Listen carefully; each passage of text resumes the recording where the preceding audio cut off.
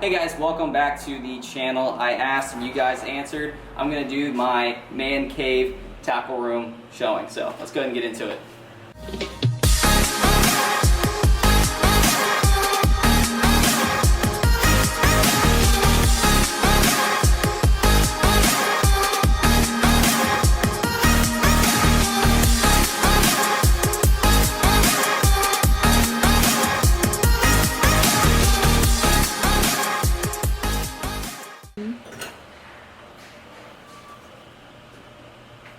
Alright, so I don't have a garage anymore. I mean, obviously we're in a garage right now, but I don't have an actual garage that I used to have back in Jacksonville. Instead, I have a closet.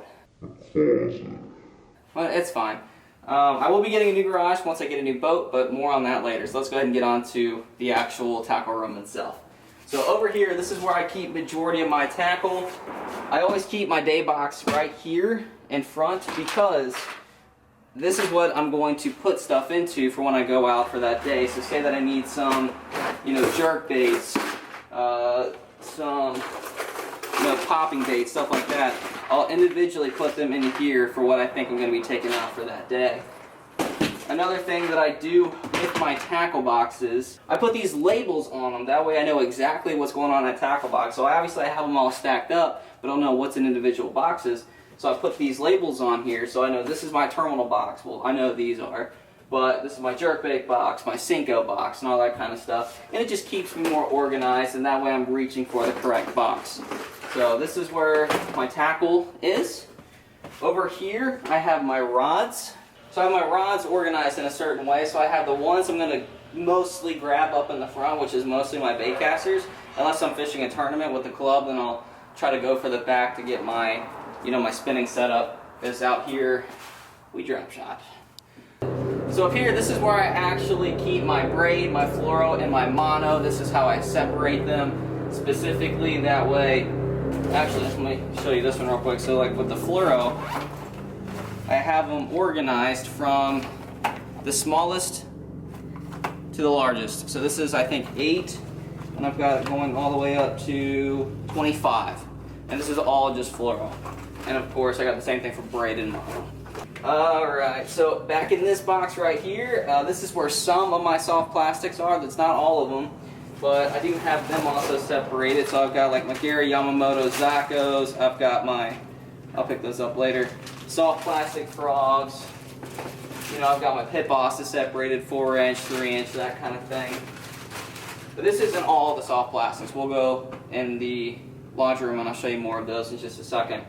I got my life jackets, my cold tags, and this is unfortunately, come around over here. This is unfortunately how I keep my 10-foot kayak, so I don't really have a lot of space for it, but once I do get a new garage, this kayak is going to be no more. I'm going to have a different one, and it's going to be a completely different setup. And then back behind it, what you don't see, is my Plano box that I always keep in the back of the kayak that I can reach behind and get stuff. I got my seat up there, my catch board, and that. Oh, and I also forgot to mention, sometimes if I get a chance to, I'll do some saltwater fishing. I did a lot in Jacksonville, so this is my saltwater box.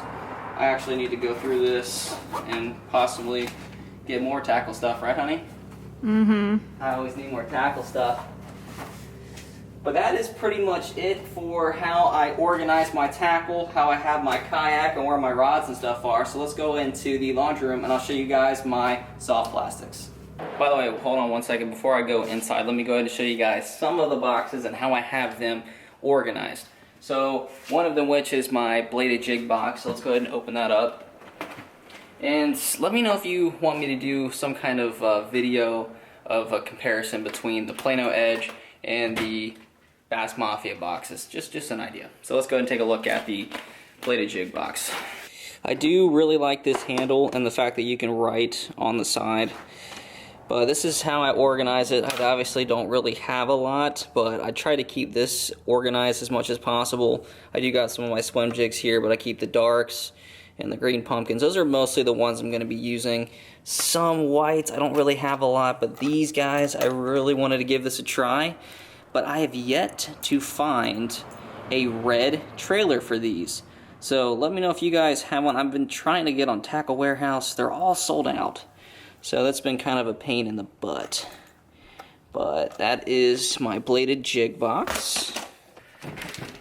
Okay, let's take a look at the terminal box. This is not the terminal coffin. This is just the regular one. I'm going to show you why.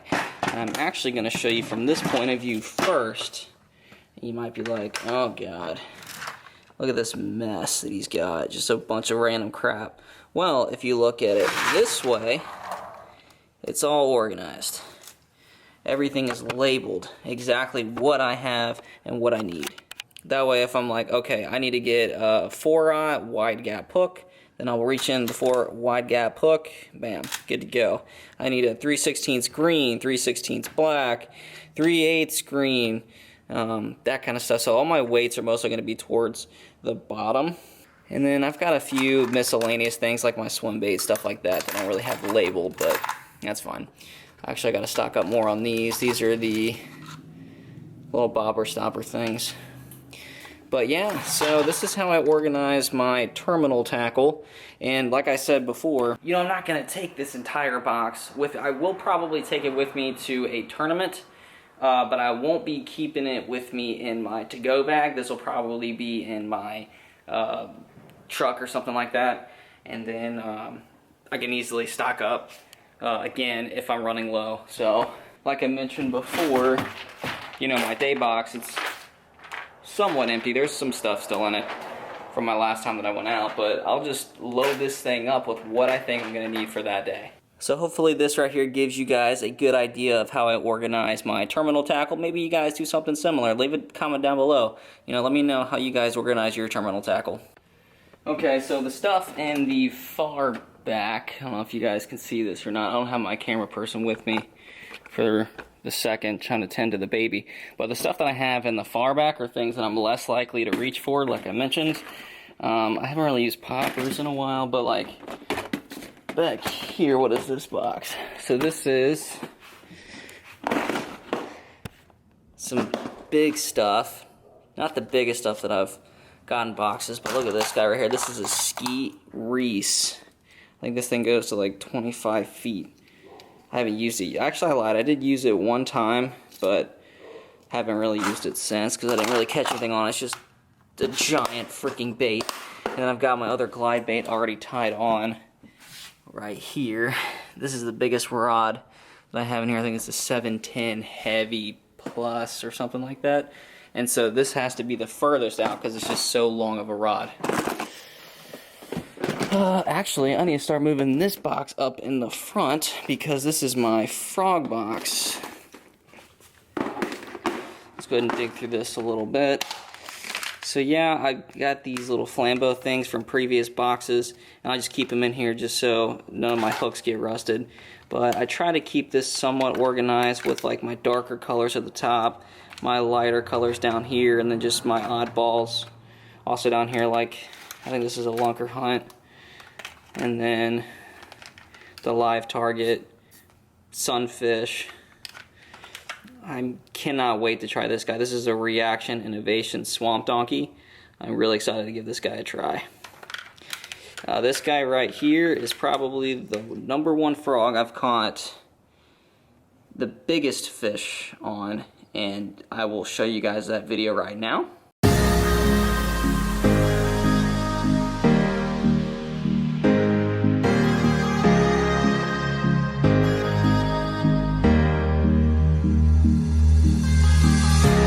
Yeah, all of that was caught on this Spro. This thing is destroyed, but I want to keep it just because I love it. I tried getting another one kind of like that right here. It just doesn't really do a good of a job. I don't know if they just screwed something up with making this particular frog, but that last one was really awesome. So I don't know, but this is my frog box. This is in a 3700. Close this guy back up. Probably gonna move him to the front here. I'm not gonna use some of these as much. This is something I did want to show you guys back in here. So this box, set him down. Sorry guys, I could have done a way better job with filming this. And this guy. So we'll go over those 2 boxes in just a second. I'll organize this when I'm not with you guys. Okay, first one. Out here in California, this is going to be my California box. Look at this son of a gun. I don't know what this thing's called. My grandfather gave it to me. A Strike, zoom in, Strike Pro. Just a big old massive bait. Got some trout, swim baits. I need to start getting some more swim baits, honestly. So those are those, and then in here, my wild swim shads. Haven't really used these for freshwater as much, but I think I probably will start here soon. So I got different colors, different sizes, that kind of thing. I'll put those up in a second. And then the last thing I wanted to go over with you guys is something that I'm going to start doing, is putting my stuff in like my soft plastics and boxes. And this is one of them. So this is my Robo Worm box. And I have the 6 inches over here, and this is going to be like the 4 inches over here.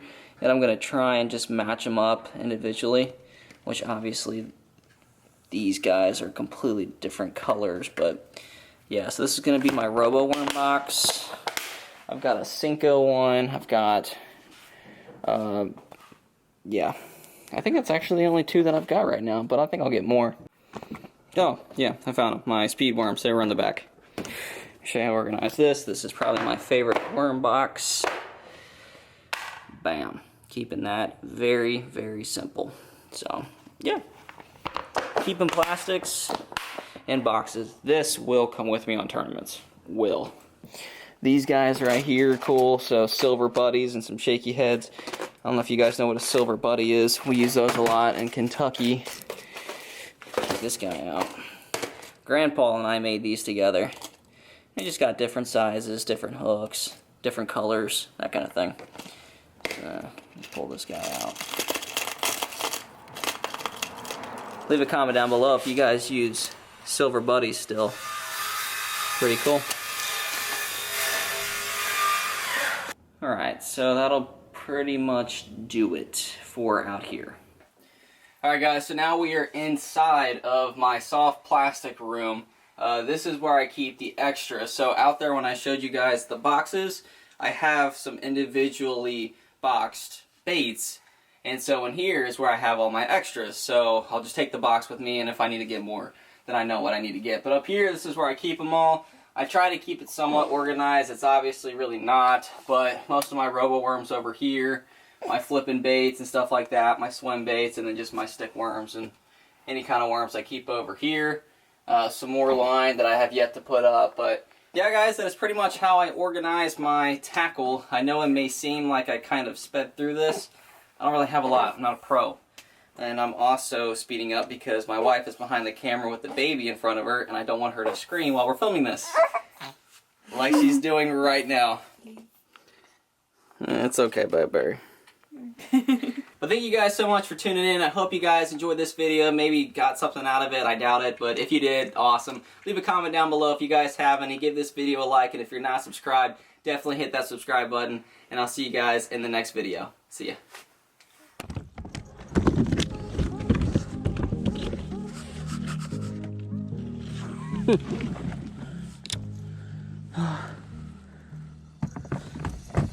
That was the ugliest thing that's ever happened.